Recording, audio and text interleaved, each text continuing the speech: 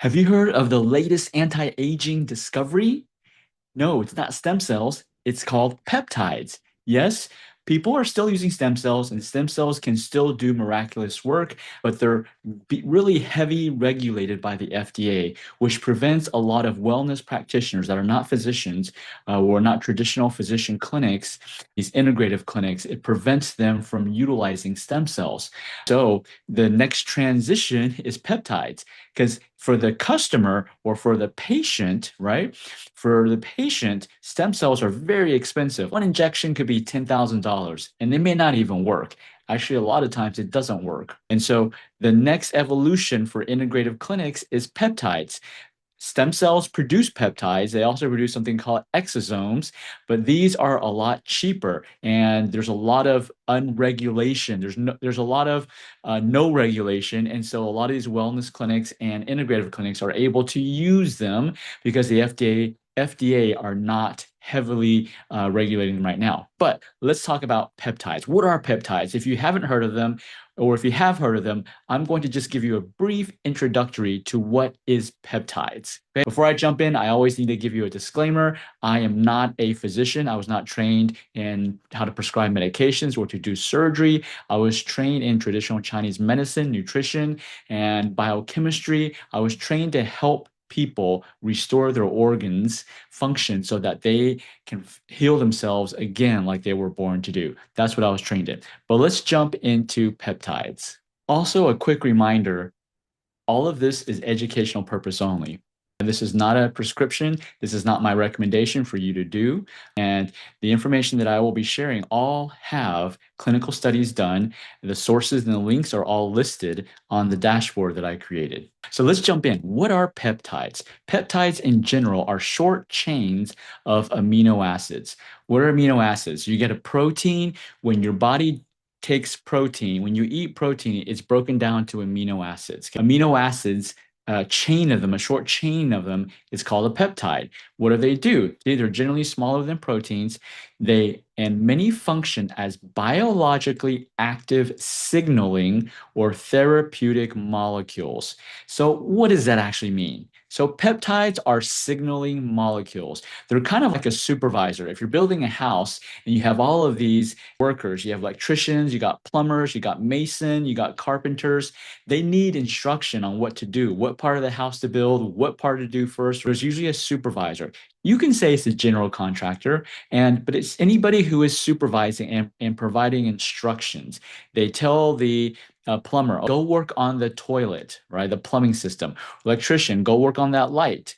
That person, that supervisor, is the peptides. And in each house, there may be many peptides, so many signaling or many supervisors, right? And we have that in our body. So we have these peptides tell our body, go heal this, go heal that, go lower your blood pressure, go lower your blood sugar. That's what peptides do. So there are over 100 clinically approved peptides. There are tons of peptides that some have not even been discovered. So the ones that are discovered, just about 100, and the regulated, somewhat regulated. So forms peptides come in. So parenteral delivery, this basically how are peptides administered? They're administered usually as injections, right?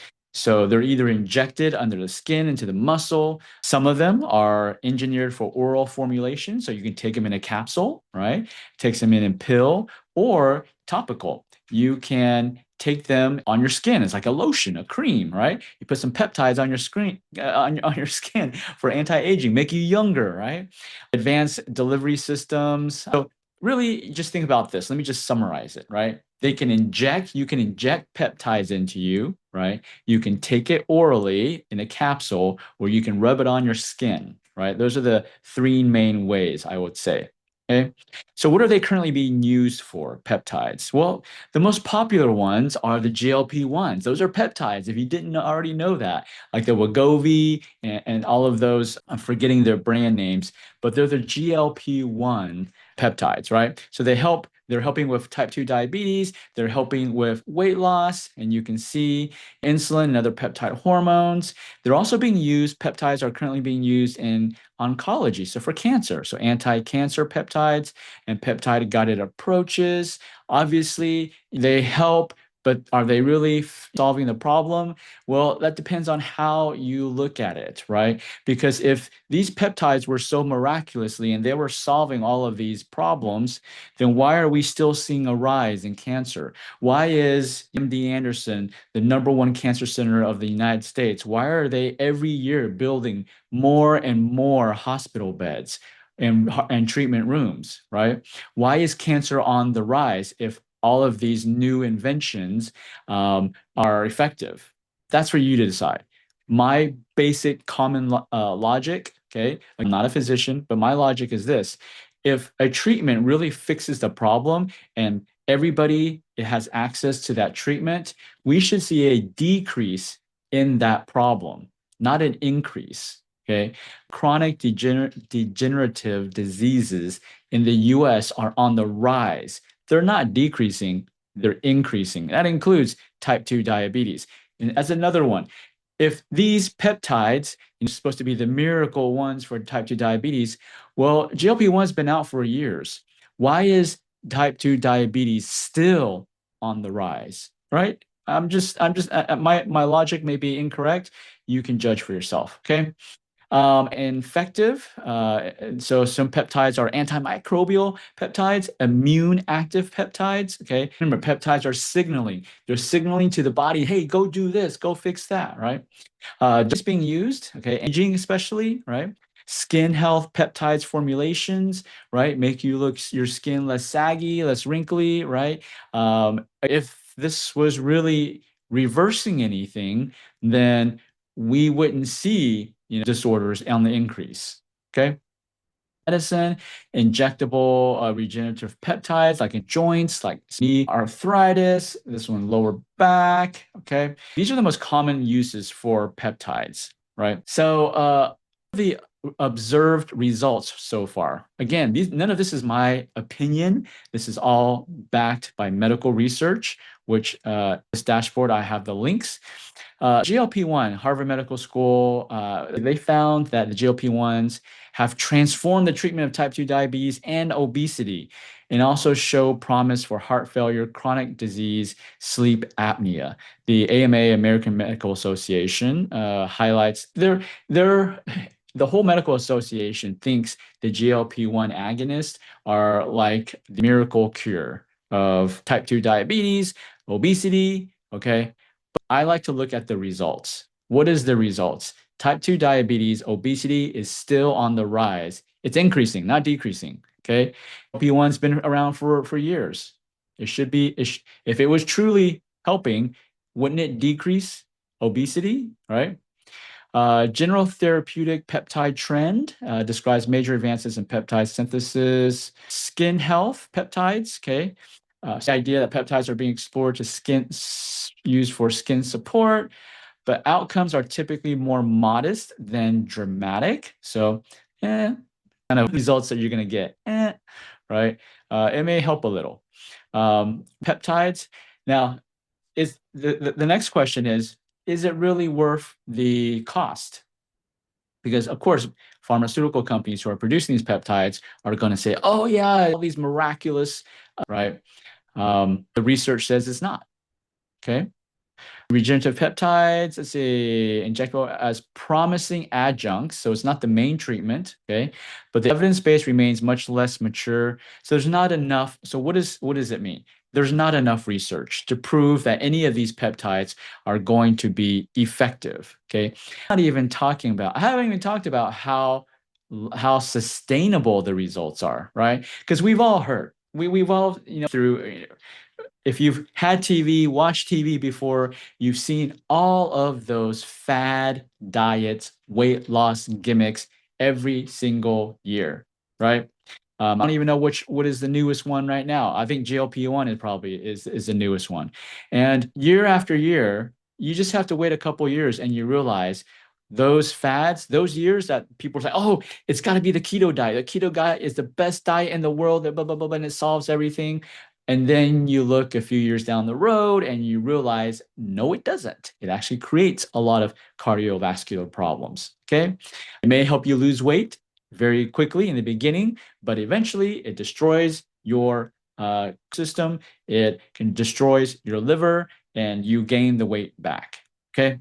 How long? So that's why it's always important to know. Okay, when you're excited, the doctor's excited about the treatment, you're excited about the treatment, but you need to ask, what are the long-term side effects? What are are these results sustainable? Like peptides, even though they are cheaper than stem cells, they are still expensive. It's still a few thousand per injection. Okay. The next question you should be asking is, well, how long do I got to do them? Well, let's see what the medical scientific community says. Okay, it's not my opinion. It's a scientific community. This is their own opinion. Okay, category: approved metabolic peptides. What the strongest source of support? Effects are tied to continued treatment. So if you have the question, okay, GLP-1 works great for me, right? This injection works great for me. How long do I got to do it? It says the effects are tied to continued treatments. What does that mean? That means you can't stop it. You have to do these treatments for the rest of your life because once you stop it, everything comes back. Okay. Remains uncertain. The exact degree of regain or decline after stopping depends on the drug indication and patient context. In essence, they don't know. There's not enough data on peptides to prove that they are safe, that they don't have long-term consequences. Okay. They will benefit you long-term. It won't hurt you long-term. Hormonal peptides. Okay, when a peptide is replacing or modulating an active physiological signal, benefit often depends on, again, ongoing administration.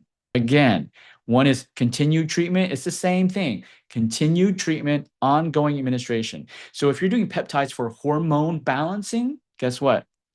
Once you stop it, you lose everything. Okay. Specific off-treatment durability is highly indication specific. Okay.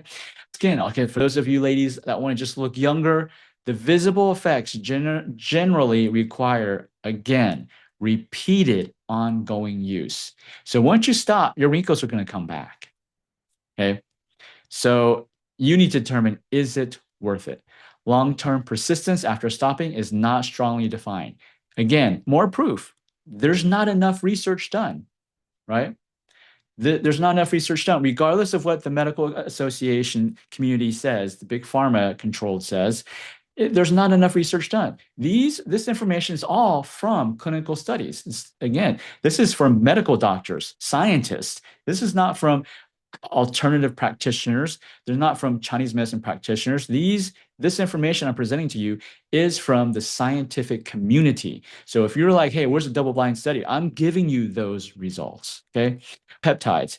If true tissue repair occurs, some benefit could outlast dosing because healed tissues can persist. Okay. This is a little promising. Okay, you the peptides and the tissue heals. Okay, pretty good. Human durability data are still too limited to make strong time course claims. So what is the bottom line? The bottom line is peptides. You have to, and if you do, not everybody gets benefits from them. If you do get benefits from them, you have to take them for the rest of your life in order to continue to get those benefits. Once you stop, you lose those benefits. You revert back to wherever you started before. I would actually say you actually revert back to worse than where you were before. Okay. Number one, you have to do these treatments for the rest of your life. You can never stop them. Number two, there's not enough clinical data there's not a 20-year double-blinded random trial to prove that these peptides don't have long-term side effects. Okay. You got to be thinking, why does the FDA allow them? That would be the question to ask, right? Why is the FDA cracking down on natural Chinese herbs that don't have any of these side effects, but they allow these types of medications? Because these peptides are synthetic, they're man-made. Why does the FDA allow these man-made chemicals, even though there's not enough data to prove that they're safe? Why do they allow them to be distributed to the public and have insurance cover some of them, right? Most of this is not covered by insurance right now, peptides. That's why a lot of integrative clinics are doing peptides because insurance doesn't cover it. Okay. Why is the FDA allowing these man-made chemicals that have not been time tested to be safe, like herbs have been time tested for 3,000 years? Okay. So that's a question you might want to ask. So the evidence limits, strongest evidence is concentrated. The clearest evidence cluster is an approved endocrine and metabolic. So it's GLP-1s. These are the ones that have the strongest evidence that they work temporarily. They don't have evidence to work. They do not have evidence that these GLP-1s will work long term. Okay, so you have to really understand when someone says, "Oh, these are research backed." Yes, they're research backed for short term gains, not long term gains. Remember, that is the part of big pharma. Big pharma they're only focused on short term gains, not long term gains. Okay, if they actually fix the problem, you would only need to do it once. Remains a central challenge. Okay, I'm going to read all this. You can read this dashboard. I'll give you access. This will be, I will give you access, our restorative longevity site. Not all peptides are equal. Okay. The word peptide covers approved drugs, topical, cosmetic ingredients, experimental oncology compounds, speculative regenerative compounds. Okay. There's a lot of gray area. Duration claims are often overstated outside of academia. Once wellness clinic material is removed, the remaining higher trust literature, so a lot of these wellness integrated clinics, right? I have nurse practitioners doing the injections and so forth, but they're owned by other practitioners that are not medical doctors, and they tend to overstate the effectiveness of peptides. So you got to be careful. I'm not saying that's a broad statement. Just be careful. Okay. Here's all the resources. You can see they're all from PubMed or Harvard Medical School. This is what peptides are, right? So, summarize, they are beneficial for your body, and the synthetic ones, synthetic man-made, do not have a long history of medical studies proving that they will be effective 10 years down the road. They will be effective once you stop it. They will be harmless. They will not have side effects 10 years down the road if you take it for 10 years straight, right? Leave you with one last thing, and this will lead to, if you're interested. Did you know, even though from the medical community, peptides is like the newest anti-aging, everybody's like the shiny new object, right? Peptides have been around since the beginning of mankind. Did you know that? Peptides are in your body. Our bodies produce more peptides than the big pharma does, right? Our bodies are peptide producing machines. Did you know that? Right? And so that's kind of, peptides, is it new? Is it old? It's actually old because we were born with it. You were born with producing peptides. It's already in your body, right? You don't need some outside source to more peptides. Now, maybe you need stimulus, some guiding to say, hey, body, produce more peptides for this, right? If you're interested in that, I'm going to go over another video on how the different forms of peptides, right? Synthetic, natural. How do you stimulate the natural ones, right? Be on the lookout for the next video.